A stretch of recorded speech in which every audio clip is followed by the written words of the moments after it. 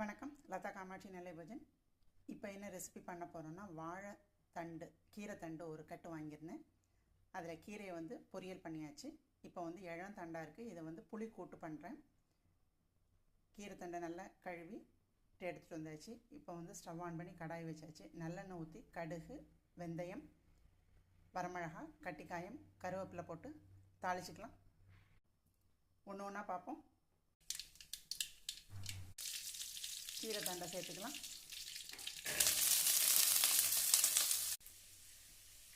கீரை கூட்டுக்கு புளிக்கூட்டுக்கு அரைச்சிக்கலாம். தேங்காய், சீரகம், மஞ்சப்பொடி, மிளகாப்பொடி, கொத்தமல்லி பொடி, கல்லுப்பு போட்டு அரைச்சிக்கலாம்.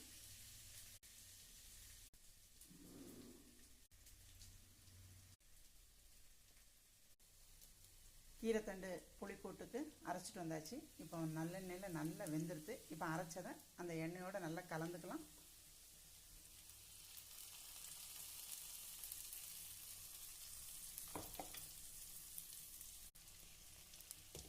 நல்லா அந்த எண்ணெயிலே மெதுவாக பரட்டிக்கலாம். நல்ல எண்ணெயில் நல்ல கீரை தண்டும் நம்ம கீரை தண்டு மசாலாவும் நல்லா பரட்டி விட்டாச்சு. ஒரு சின்ன துண்டு தான் புளி, லெமன் சைஸோ சின்ன லெமன் நெல்லிக்காய் சைஸோ இல்லை, ஒரு சின்ன துண்டு தான் புளி கரைச்சி வச்சுருக்கேன். இதை சேர்த்துக்கலாம். இதோட வெல்லம் சேர்த்து நல்லா கொதித்து எண்ணெய் பிரிஞ்சு வந்தோடனே பார்ப்போம். நம்ம மிக்சி ஜாரையும் அலம்பி ஊற்றிக்கலாம். சின்ன துண்டு வெல்லமும் சேர்த்துக்கலாம். கீரை தண்டு எண்ணெயிலே நல்லா பாதி வெந்துடுது. இப்போ நம்ம மசால் புளி தண்ணி எல்லாம் கொதித்து பச்சை வாசம் போய் எண்ணெய் பிரிஞ்சு வந்துருச்சு. இப்போ நல்லா அருமையாக இருக்குது. இந்த மாதிரி பண்ணலைன்னா பண்ணி பாருங்கள். இதை சைட் டிஷ்ஷாக வச்சுக்கலாம். இன்றைக்கி என்னென்ன ரெசிபிங்கிறதையும் காமிச்சிட்றேன். பிஞ்சு தண்டாக இருந்தால் ரொம்ப நல்லாயிருக்கும்.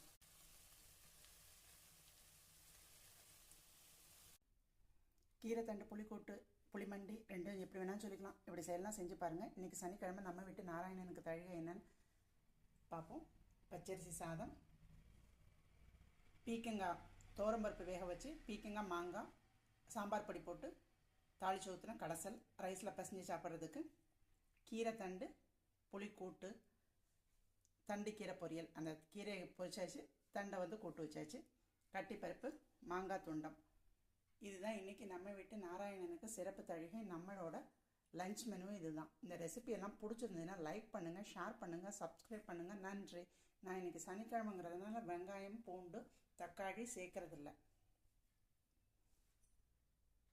இதில் நான் தக்காளி, வெங்காயம் எல்லாம் போட்டு பண்ணால் இன்னும் நல்லா அருமையாக இருக்கும். பீக்கங்காய் கடைசலில் தண்டுலேயும் புளிமண்டிலையும் ஒரு தக்காளி போட்டு அரைச்சாலும் இன்னும் நல்லாயிருக்கும்.